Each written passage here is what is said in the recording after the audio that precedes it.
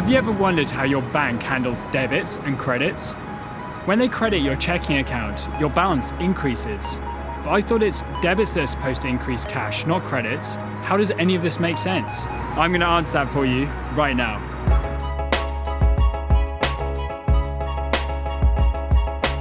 Hey, I'm James and welcome back to Accounting Stuff. Today's video is a really quick one that I hope will clear up some confusion about a question that I get asked all the time.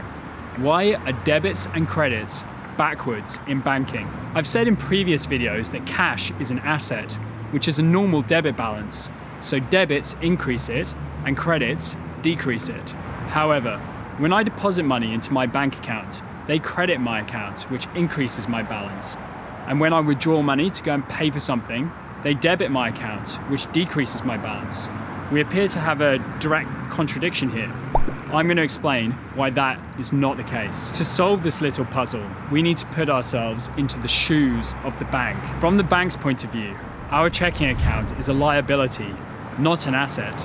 If we go to the bank and deposit money into our checking account, the bank debits their cash to increase it, and it credits its amount owing to us because it owes us that money back. Whenever we want, we can go down to the bank and withdraw our money from our checking account. So from the bank's perspective, checking accounts are liabilities, not assets. Liabilities are normal credit accounts. So credits increase liabilities and debits decrease liabilities. From the customer's point of view, nothing has changed. The checking account is still an asset to the customer. Debits increase assets and credits decrease assets.